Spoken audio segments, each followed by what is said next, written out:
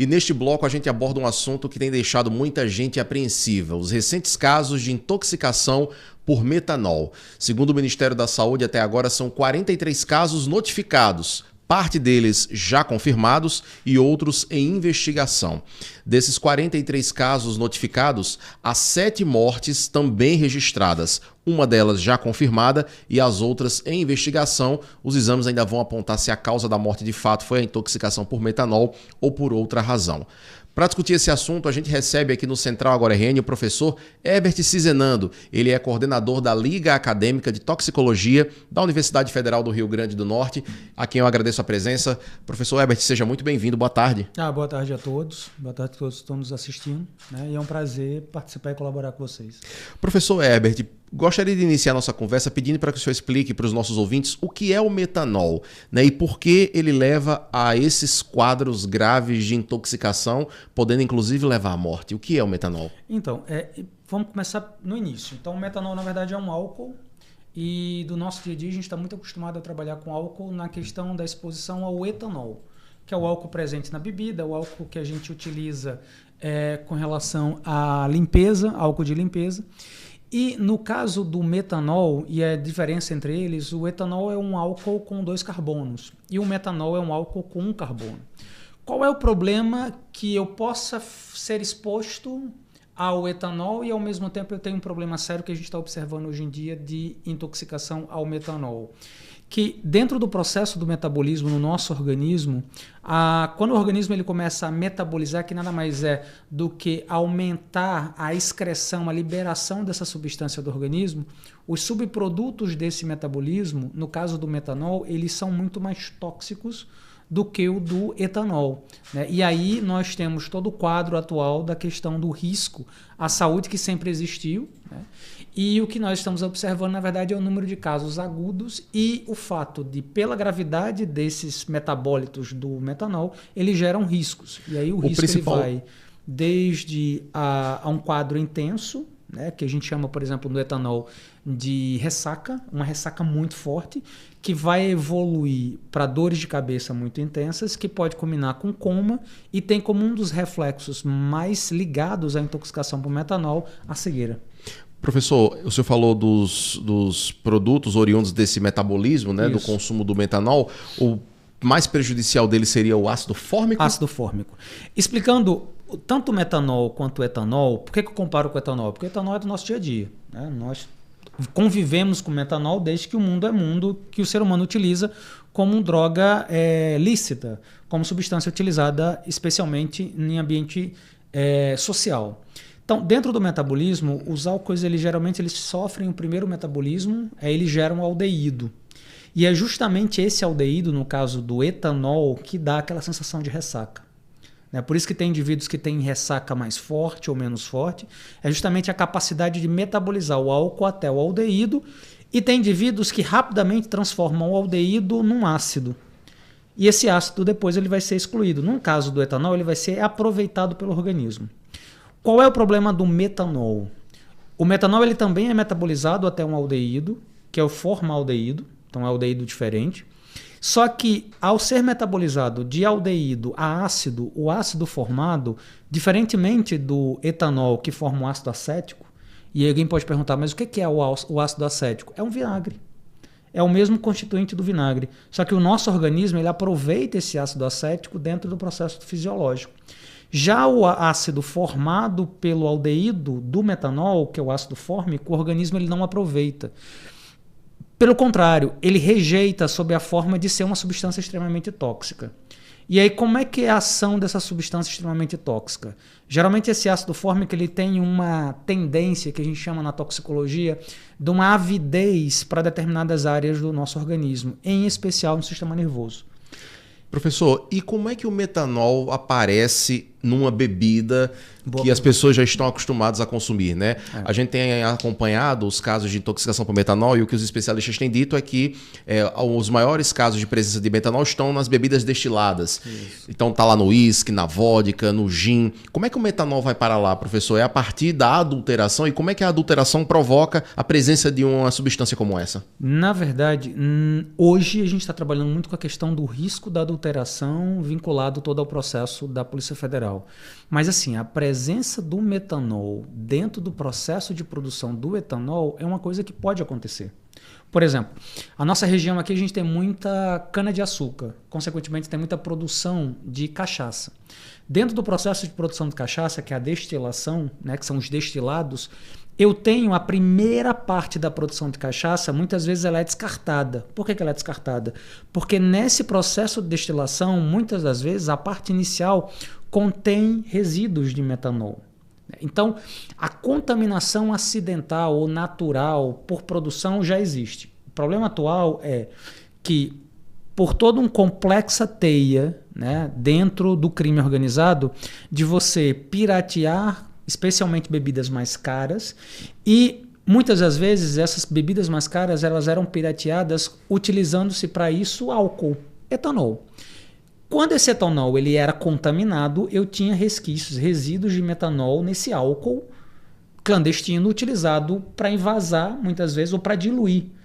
Assim, dá um exemplo, é como se eu tivesse uma vodka muito cara, e para aumentar o meu lucro, eu transformo uma garrafa de vodka em 3 garrafas de vodka. Fazendo para render mais. Para render mais. E em vez de adicionar o que seria água, adiciona mais etanol. Mais etanol. Em alguns casos, esse etanol ele era de péssima qualidade. E sendo de péssima qualidade, ele tinha traços, quando a gente chama traços, concentrações pequenas de metanol. O que a gente está observando nos casos, especialmente de São Paulo, é que pela gravidade dos quadros e o consumo muito baixo das pessoas, por exemplo, tiveram casos onde teve uma jovem que ela tomou 3 caipiroscas e ela entrou em coma e ficou cega. Então é uma dose muito baixa para um quadro muito agudo. Então o que se imagina aí? É que na verdade você tenha não uma adição de um metanol contaminado, é que possa existir a possibilidade da adição do próprio metanol. Né? E aí a Polícia Federal é um dos ramos da Polícia Federal, que é tentar ver se tem alguma relação com a adulteração de combustível de posto com metanol, né? Que foi uma apreensão, uma operação feita há dias atrás, tem alguma ligação com essa contaminação. Se esse metanol que era para adulterar combustível de posto, ele está sendo utilizado na adulteração de bebidas. Porque aí a gravidade aumenta. Por que a gravidade aumenta? Porque eu tenho uma concentração. No etanol que vai para combustível, a concentração de metanol é maior. De preferência não é para ter metanol, sim, mas um dos contaminantes do etanol de combustível é o metanol, utilizado para render, para dar rendimento. Por quê? Porque o que acontece? Se você para pensar e faz uma busca rápida, a nossa região é uma região com cana-de-açúcar. Então a produção de etanol aqui não é tão cara. Onde é que a gente tem metanol? O metanol ele é gerado da destilação, como a gente produz etanol, mas hoje o metanol, especialmente em grande volume, ele é sintetizado a partir do gás natural, do metano, né? Só que, como esse produto ele chega e passa pelas fronteiras sem pagar imposto, ele, no final das contas, para o crime organizado, ele acaba sendo mais barato do que o próprio etanol produzido aqui. Então, professor, para a gente tentar compreender aqui uma suposição, claro, né? Pode existir uma teia do crime organizado, essa é uma linha de investigação. É uma linha de investigação. No sentido de adulterar combustível utilizando o metanol para fazer o etanol render mais, e aí pode ser que etanol tenha ido parar também na adulteração de bebidas. Em algum momento esse metanol pode ter parado na adulteração de bebidas. Essa é uma linha de investigação da polícia. Pelo fato de as pessoas estarem sendo intoxicadas com quantidades pequenas, né? Quantidades pequenas e quadros muito graves. E um número muito pulverizado, assim, um número muito grande de indivíduos no mesmo espaço. É interessante lembrar que assim, o convívio entre etanol e metanol, ele sempre existiu. Ele sempre vai existir esse problema. O que a gente está observando de diferente de antes é porque antes você tinha pontos, você tinha casos localizados. Até o Ministério ele reporta isso, que nós tínhamos casos de intoxicação por bebida alcoólica com metanol, sim. Girando em torno de 20 casos por ano em todo o país. E geralmente tinha um perfil diferente. Qual era o perfil que você tinha antes? Você tinha muitas vezes morador de rua, pessoas muito pobres, que eram pessoas usuárias crônicas de álcool, que não tinham condições muitas vezes de comprar gin, de comprar vodka, de comprar cachaça, e essas pessoas juntavam os trocados e compravam álcool combustível. E aí, quando essa pessoa tomava álcool combustível e dava o azar do álcool combustível ter sido batizado com metanol, essas pessoas passavam mal. Então, esses eram os casos. E aí você pode perguntar, mas esses casos não afloravam? Até afloravam, mas a questão é, o indivíduo muitas vezes ele morava na rua, ele não tinha registro, ele não tinha família. Então, às vezes estava consumindo um produto que não era exatamente uma bebida de um bar ou de um supermercado. E muitas vezes não tinha ninguém próximo para relatar ao corpo de saúde e dizer, olha, não, aquele indivíduo morreu porque ele bebeu. Não, ele apareceu morto na esquina de uma rua. Então esse óbito ele ficava em aberto. Professor, e falando para o usuário que está assustado, né? E que está até inclusive reconsiderando se vai parar um pouco no consumo de bebida alcoólica ou não. É possível para o consumidor ele perceber se aquele produto está adulterado de alguma forma? Tem algum cheiro específico, alguma aparência no produto que se tiver metanol numa concentração elevada, ele vai perceber? Essa é uma boa pergunta. Quando você parte do princípio que a gente chama de organoléptico, ou seja, cheiro e gosto é álcool, né? Então, cheiro e gosto de álcool é muito difícil você diferenciar se é um mais forte ou mais fraco, porque também tem a questão da concentração alcoólica ali, né? Se a gente pensar, por exemplo, cerveja, a concentração alcoólica da cerveja ela vai variar entre 5% a 7%. Às vezes nas IPAs elas variam até um pouco mais, chega até 11%. A cerveja tá mas com 11%. Nas mais populares é ali de 5% a 6%. As mais baratinhas geralmente é 4,5%, 5%. Né? Vinho geralmente é 11%. Os vinhos mais fortes são 13% e bebidas destiladas geralmente giram em torno de 20% a 30%. Então, se você tem uma concentração maior de álcool, você tem um cheiro mais característico de álcool. Saber diferenciar para um leigo, para um indivíduo normal, é quase impossível para saber diferenciar. Com relação à aparência, são transparentes, também praticamente impossível.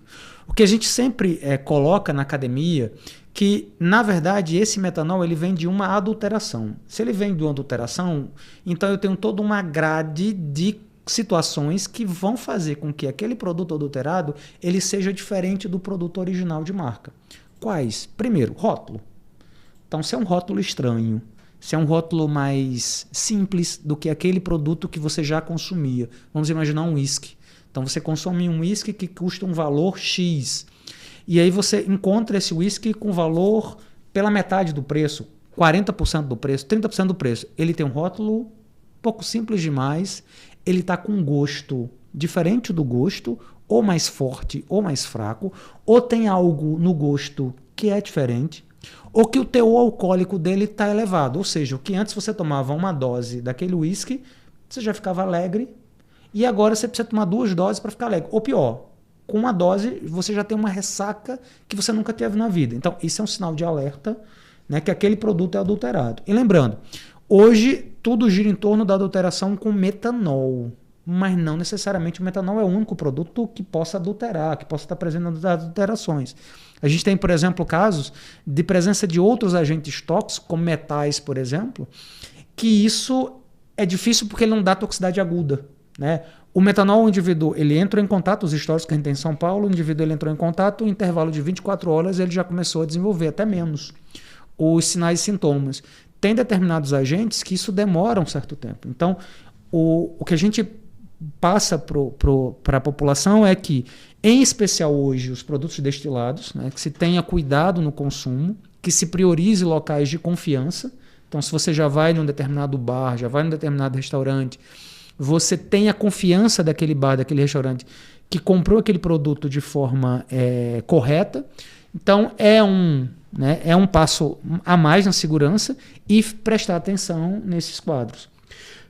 E o que é recomendado pelo Ministério é que qualquer sintoma relacionado à dor de cabeça, né, que a gente chama de cefaleia, tontura, enjoo, e em especial alguma questão visual, perturbação visual, você não enxerga direito no outro dia, ou horas após tomar, procure um centro de saúde, uma unidade de saúde, o centro mais próximo, para relatar esse quadro.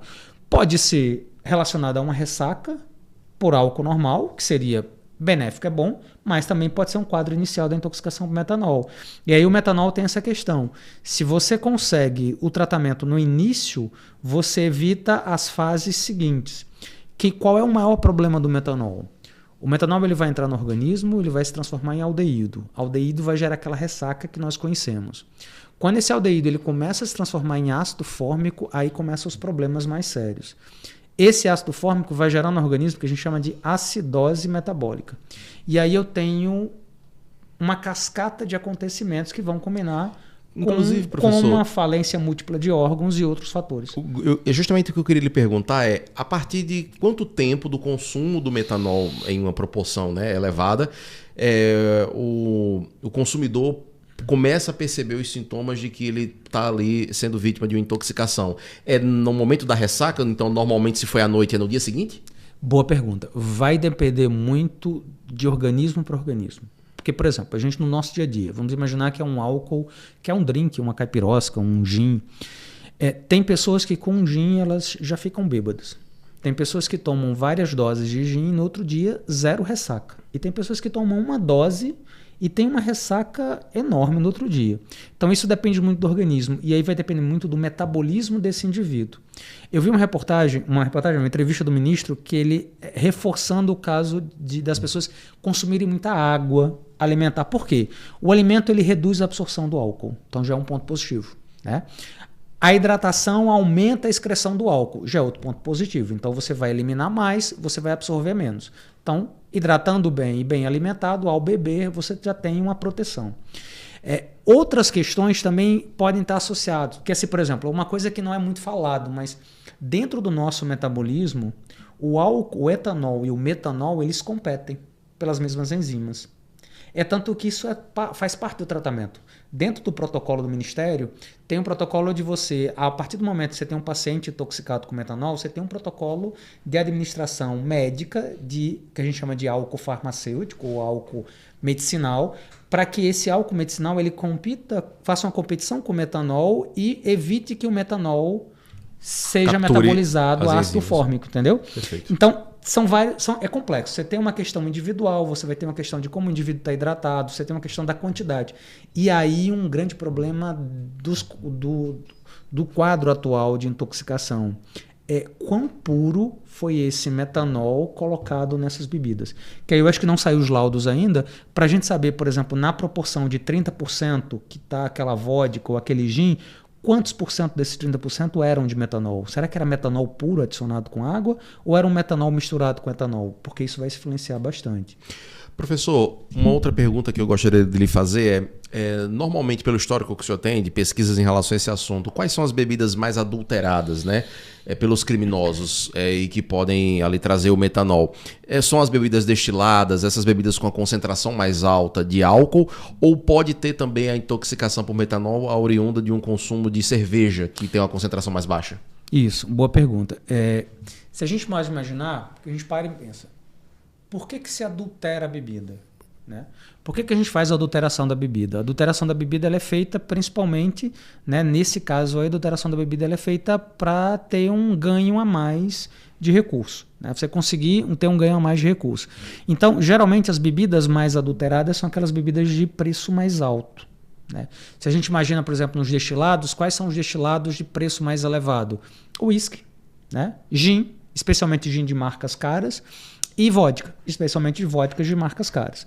Então isso tem que se ter um cuidado muito grande. Então será que se esses produtos eles foram ou não foram adulterados? E aí os consumidores desses produtos vão se ater àquilo que eu comentei. Rótulo, sabor, aparência. Ora, se eu sou acostumado a tomar gin puro, comprar gin, comprar vodka, eu sei a cor. Aquela cor transparente. Se tem algum tipo de cor e não é uma vodka, não é um gin flavorizado, né, de banana que fica amarelado, ou de limão que fica um pouco mais esbranquiçado, aquilo ali tem algo de errado. Então, geralmente são bebidas destiladas. E tem até eu assisti esses dias uma reportagem do presidente do sindicato das empresas que representam, que faz a distribuição, e ele comenta que existe já uma estimativa que 1/5, né, de todo o destilado vendido no Brasil, ele tem algum tipo de adulteração.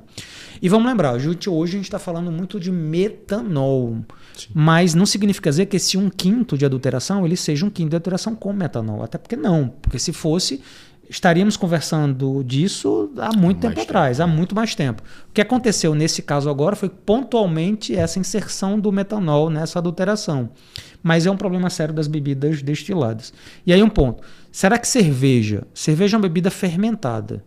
Eu posso ter algum tipo de adulteração? Pode. A gente teve um caso, acho que tem alguns anos atrás, dentro do processo de produção de uma cerveja artesanal em Minas, onde um líquido utilizado para refrigerar a cerveja da produção, ele extravasou e contaminou e pessoas morreram.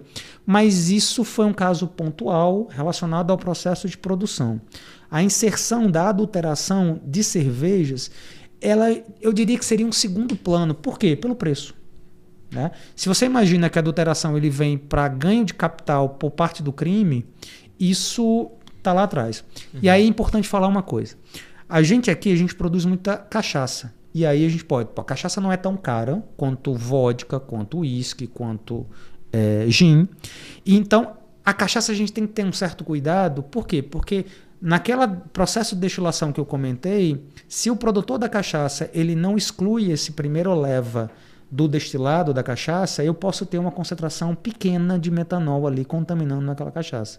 Daí, por exemplo, os órgãos de vigilância ficam sempre atentos às chamadas cachaças artesanais, né, para se ter um controle nas cachaças artesanais. Mas o que a gente está vivendo hoje é um risco maior, especialmente dos destilados mais caros. Professor, um outro questionamento. O senhor já chamou a atenção para a necessidade de o consumidor observar bem o rótulo, outras características do produto, né, que podem ali trazer, né, um sinal de adulteração. Tem algum tipo de certificado, de selo, de marca que o consumidor pode procurar no rótulo também para saber se aquele produto ele passou por algum tipo de certificação ou não? Realmente não há hoje no Brasil essa necessidade de um órgão externo fazer aquela vistoria no produto e trazer ali um certificado de boas práticas, enfim. E um outro questionamento, já emendando com essa que eu queria fazer para o senhor, é com relação aos próprios bares, né? Porque no bar o produto vem muitas vezes no copo já, então não tem como o consumidor fazer essa inspeção do rótulo, por exemplo. Esse é um trabalho que vai ter que ser feito mais pelo bar, né? Que vai ter que se certificar em relação ao produto que ele está comprando. Então, esses dois questionamentos, professor, tem algum certificado, algum selo que possa ser procurado? E no caso do dono do bar, como é que ele faz? No caso do produto, né, algumas bebidas destiladas, ela tem um seu selo, seu lacre. Cachaça tem um lacre lá deles. Eu acho que também as bebidas da vodka, também, se eu não me engano, acho que tem. Então você tem a questão do lacre. E aí você tem um controle em relação ao lote do Ministério da Agricultura. O MAPA, geralmente ele tem esse controle. Claro que ele não consegue vistoriar tudo. Mas a questão que a gente está trabalhando até agora não se sabe, ou não se descobriu até agora, se isso foi um problema na produção, digamos assim, original. Sim. Né? Vamos imaginar que eu tenho uma marca de vodka X. Então, dentro do processo produtivo dessa marca de vodka X, ocorreu um erro, ou se não foi intencional, foi adicionado. O que a gente tem observado é que marcas famosas, né, produtos de marcas famosas, eles estão gerando esse quadro. O que pode ter acontecido é que aquele produto, aquele vidro, aquele vasilhame, ele foi retirado da circulação, foi envasado com produto com metanol e foi revendido. Né?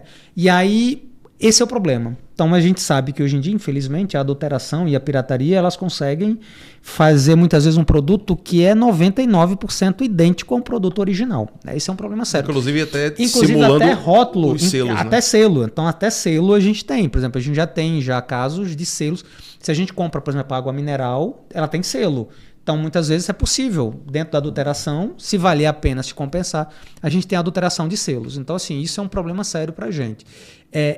E quando a gente fala do produto, por exemplo, bebidas, drinks, é que a população ela vá naqueles bares que ela tem confiança. E aí tem um problema muito grande dos bares, na Associação de Bares e Restaurantes, porque está tendo esse medo da população, dos seus clientes. E os próprios bares, eu acho que eles devem fazer uma campanha, né, demonstrando que, na verdade, eles compram de distribuidores legalizados. Esses distribuidores legalizados dão toda uma chancela de que aquele produto é um produto original, que foi obtido, tem número, tem lote, e isso vai ser. E o que eu imagino que deva ser feito do MAPA e da Anvisa é um controle maior nesse processo de distribuição. Porque, na verdade, a questão sempre aconteceu casos pontuais, onde muitas vezes um indivíduo lá no interior ou num bairro bem afastado do periférico, esse indivíduo, ele para captar, para ganhar dinheiro, muitas vezes num carnaval, muitas vezes numa micareta, muitas vezes num São João, ele vende o produto dele e para faturar mais, ele pega aquela garrafa e transforma aquela garrafa em 2 garrafas. E ele consegue ter um lucro maior. O que a gente está observando e o medo dos órgãos de fiscalização é se eu não tenho, na verdade, uma indústria pirata que está jogando isso dentro da teia da corrente de comércio tradicional. Então, na verdade, eu tenho aí não é só o bar sendo enganado, não é só o cliente sendo enganado. Eu tenho um cliente sendo enganado, o dono do bar sendo enganado, a distribuidora sendo enganada, porque esse produto de alguma forma entrou dentro dessa cadeia legalizada. Então aí, por isso que a Polícia Federal entrou, e se isso aconteceu, a gente vai ter uma pulverização de casos em outros estados, né? A gente já tem hoje, até hoje, a última atualização, temos São Paulo e temos alguns casos no interior de Pernambuco, na região de Caruaru. E agora, hoje também tivemos o caso de uma pessoa que foi internada depois de ter consumido em Brasília. Em Brasília. Então, aí a gente vai ter que fica ver... mais preocupante Fica ainda. mais preocupante, porque na verdade é saber onde é que essa teia... ela teve onde é que esse caminho, essa teia legalizada de distribuição de bebidas, teve uma falha, uma fratura que esse produto começou a aumentar. Foi o rapper Hungria. Ele foi internado em Brasília hoje e a assessoria dele falou justamente na suspeita de bebida adulterada e ele foi internado em Brasília e ele passou mal na região, tinha consumido bebida alcoólica em Brasília, né, nas últimas horas. Professor, último questionamento. Falando em Rio Grande do Norte, Grande Natal, os nossos equipamentos de saúde, na rede pública, por exemplo, ou mesmo na rede privada, estão preparados para receber casos de pessoas com intoxicação com metanol? Nos últimos dias também passou-se a se falar a respeito da necessidade de o Sistema Único de Saúde ter um antídoto, né, para o caso do metanol. Esse antídoto é a única forma de tratar ou não? Ele não é determinante para o tratamento? E os nossos equipamentos de saúde pública aqui no Rio Grande do Norte estão preparados para fazer assistência e tratar esse paciente que chega intoxicado? Sim, eu acredito que sim. Eu acho que o tratamento do metanol, como eu comentei, quando ele é feito nos primeiros momentos, você consegue uma reversão, né? Você consegue uma diminuição da gravidade dos casos. Você é um indivíduo, então, ele até tem uma certa gravidade, mas essa gravidade ela é bastante acentuada, né? Bastante reduzida. Do ponto de vista da utilização em termos de tratamento, o que é que hoje acontece? Geralmente, hoje você tem um diagnóstico, então o indivíduo ele vem com sintomas e vai para o clínico, vai para o médico na ponta. Mas qual é o problema maior do diagnóstico feito pelo clínico? É porque os sintomas iniciais da intoxicação por metanol é muito similar para os sintomas da intoxicação etílica por etanol. Então, na verdade, o clínico ele vai... Mas para isso então, o próprio histórico de consumo do indivíduo... Mas você consumiu isso quando? Você nunca teve esse processo? Não, isso está normal o meu quadro, né? Isso é um ponto. A gente tem possibilidades, digamos assim, do ponto de vista das análises clínicas nos laboratórios. Então, a gente tem, por exemplo, as dosagens de íons. Porque, como eu comentei com vocês, o metanol ele se transforma em aldeído e o aldeído se transforma em ácido fórmico. É esse ácido fórmico que gera acidose metabólica. Essa acidose metabólica, eu posso quantificar isso no laboratório, né? Então, se o médico suspeita, de acordo com os sinais e sintomas e com a anamnese do paciente, ele pode solicitar, por exemplo, e está no protocolo do Ministério, né, algumas dosagens que os laboratórios do Estado têm total competência para fazer isso. E se tem uma suspeita, ele já inicia o tratamento e encaminha a amostra desse paciente, desse indivíduo, para o laboratório de referência, que no nosso caso é o laboratório central, né, que possa fazer a dosagem para confirmação, chamado confirmatório do metanol. Com relação ao antídoto, qual seria o tratamento hoje em dia? Nós temos o tratamento de suporte, né? Na verdade, a gente tem dentro da toxicologia a desintoxicação, que é aumentar a excreção, né? Evitar a absorção, isso hidratando o paciente, alimentando o paciente, a gente consegue. Temos o tratamento de suporte, que é aqueles sinais e sintomas. Então, se o indivíduo está com cefaleia, então você tem todo o tratamento, você vai tratando os sintomas e os sinais do paciente. E tem o chamado tratamento toxicológico. E aí, no caso do metanol, o tratamento toxicológico é, como eu comentei, em ambiente hospitalar, você tem um protocolo de tratamento com etanol. E existe também um antídoto, que é o fomepizol. O fomepizol ele não é utilizado hoje na rede, dentro da rede, por uma circunstância básica. Não é comum a intoxicação por metanol. Então eu tenho 20 casos por ano.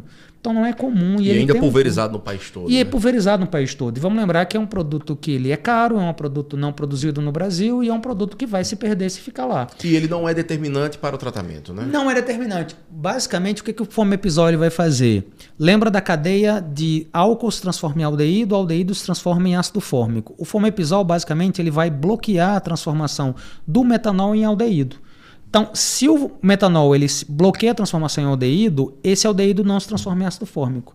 Então, na verdade, um dia ele vai ter... Ele previne a intoxicação. Isso, ele previne a gravidade da intoxicação com ácido fórmico. Então, você não vai ter aquela gravidade do ácido fórmico. E aí, o indivíduo, o médico, vai tratar o paciente, então, para que ele elimine esse metanol, enquanto o fomepizol está bloqueando a transformação dele em ácido fórmico. Mas acredito que, pela gravidade dos casos, até que se encontre como essa adulteração com metanol, qual foi a origem da adulteração, é bem possível. Acredito que o Ministério nos próximos dias ou nos próximos meses acabe adotando o fomepizol, né, como um dos antídotos. A gente tem vários antídotos dentro do corpo de saúde, né, das unidades, aí tem referência. Vamos lembrar também que assim, eu não tenho, e aí acredito eu que deva ser da mesma forma, que para os outros agentes tóxicos, eu não tenho um antídoto em toda unidade de saúde. O que você tem, na verdade, é locais referenciados dentro da rede, onde os pacientes eles vão procurar. E o mais próximo da gente, que isso é comum para a gente, é, por exemplo, picada de aranha, picada de escorpião, picada de cobra. Né? Nós temos antídotos específicos em hospitais específicos. Por exemplo, na Grande Natal a gente tem o Giselda, né?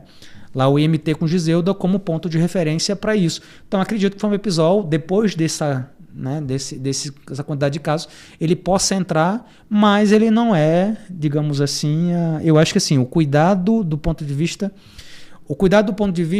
da compra por parte do cliente, né? Do indivíduo, associado a uma fiscalização muito maior dos distribuidores e das produtoras, né? Dos produtores de destilados.